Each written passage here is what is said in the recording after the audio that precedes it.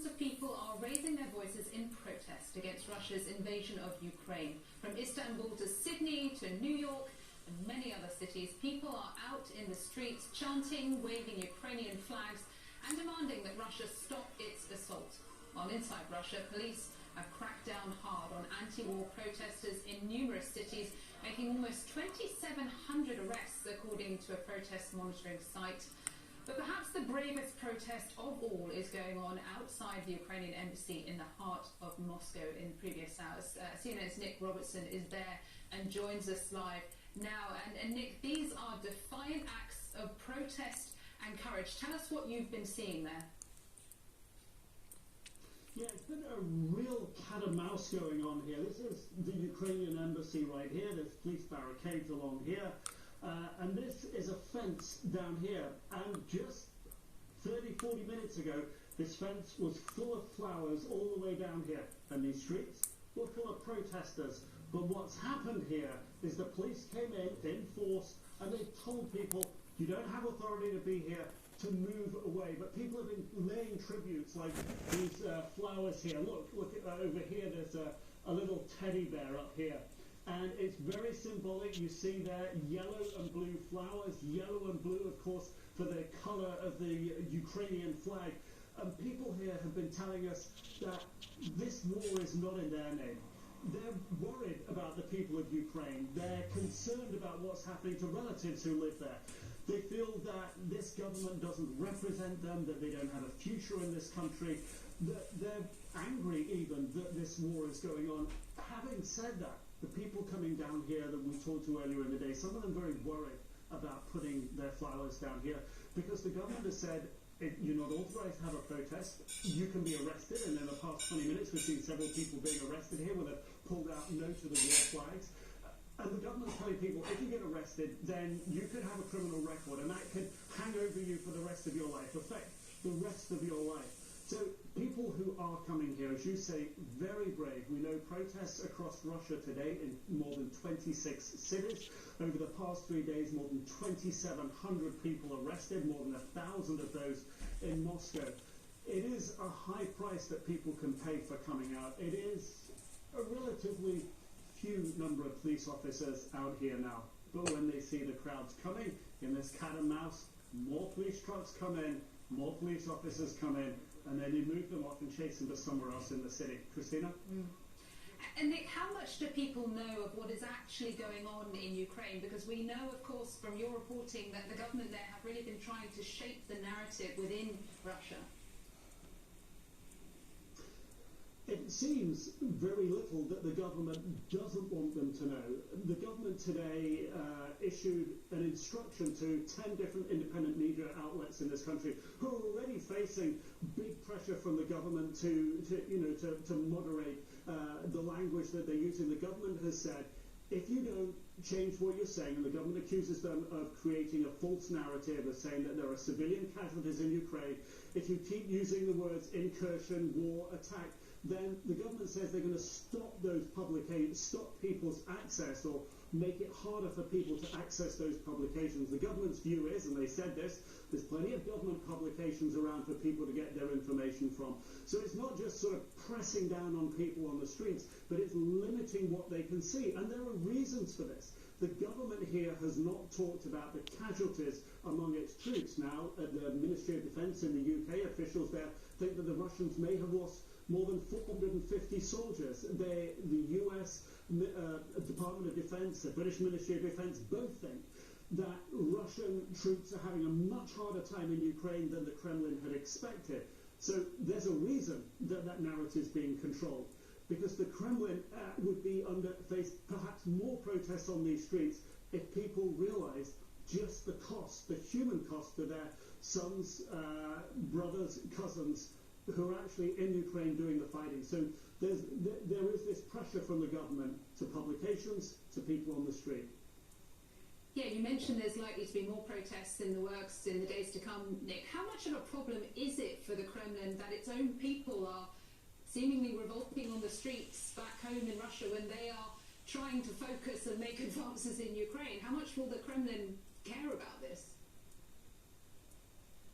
Well, there are very strict laws about covering protests, and I can tell you everything that I've seen here today, but I can't tell you about future events. I'm not aware of any future events, and if I was under law, I wouldn't be able to talk about them. So it's very carefully controlled. The government tells the protesters that you have this quite narrow window to organise protests. You have to have let us know between 10 and 14 days in advance, and then we can give you authority to have the protest. Well, of course, none that have been requested, and typically in the country at the moment, anyway, opposition rallies are being told, no, you don't have authorization to protest. How much is it going to affect the Kremlin? There's still more than 50% of the population here follow what's on state media, feel that the government is doing the right thing by going into Ukraine, feel threatened by NATO, follow the government's narrative there.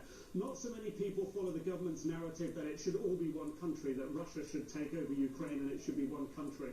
But the sort of historic narrative, if you will, of going back to the Soviet Union is certainly a narrative that President Putin has pushed over the past decade, which is that the country is under threat from outside. That's a narrative that has deep roots here for people, and perhaps that's part of the reason why there is still, you could say potentially a majority of the population still, a support for what the government's doing. But I can tell you this, anecdotally, I came out of a coffee shop around the corner from here 20-30 minutes ago, stopped to talk to a couple who had a dog, and the man said to me in English, I see what you're doing on television, good job, keep it up. So there are people who are in apartments here, who are watching international media, who know what is going on, who support the view to stop the war. That's what these protesters are about, but perhaps themselves don't want to come out on the streets and lay flowers and maybe get arrested. I would have judged this couple to be a relatively well-off middle-class couple with a lot at stake if they were to be arrested. This is the experience we're having here, at least. Yeah, that certainly is something, isn't it? Nick Robertson there live for us. Nick, thank you so much for your reporting tonight.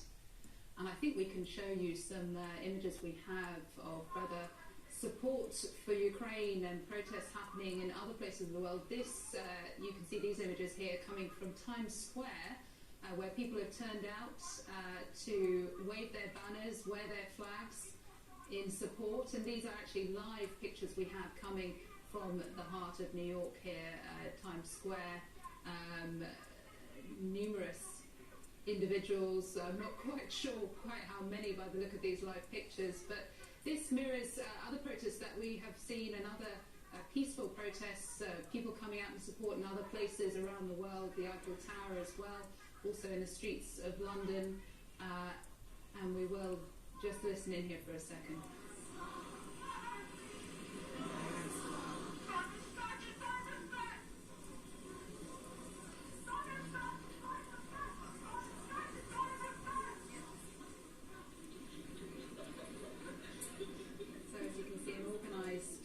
Peaceful protests of people turning out to support Ukraine.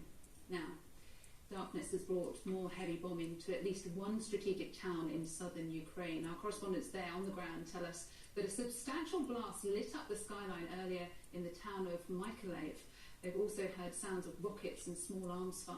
We're hearing of foreigners as well being killed in the Russian invasion of Ukraine. According to reports, Greece says 6 nationals were killed in Russian bombing. It happened near the strategic Ukrainian port and city of Mariupol, which you can see here. 6 Greek nationals were also wounded, including a child. Greece says it has summoned the Russian ambassador to its foreign ministry. Now, there's growing momentum to hit Russia with what could be a devastating economic sanction, throwing it out of the global SWIFT banking system that would cripple its ability to send and receive international payments. Up to now, the EU has hesitated to do that, but just minutes ago, Germany, the last European holdout, signalled it's working on a plan to toss Russia to target Russia in a new way to reduce the impact on Europe. And as nations drop their resistance to removing Russia from the SWIFT network, Moscow could face even more punishments. Reuters are reporting that the European Union is in talks over yet more sanctions on Russia. This would be its 3rd sanctions package. Just yesterday, the EU froze the assets of Vladimir Putin and Sergei Lavrov. For more on this development, let's bring in CNN's Natasha Bertrand, who's joining me now from Brussels. And Natasha, just tell us how significant is it that Germany have now indicated that they would back a move to ban Russia in some form from SWIFT? It is a very big deal because they, as you said, had been one of the biggest holdouts in imposing these SWIFT sanctions on Russia, along with Italy. And Italy as well just came out yesterday and said that they would be willing to implement that nuclear option, which is what U.S. and Western officials had been calling the SWIFT option.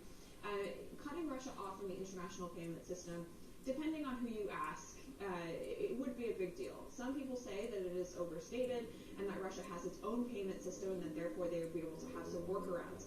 But the prevailing view is that this would be momentous because it would essentially isolate Russia from the global economy.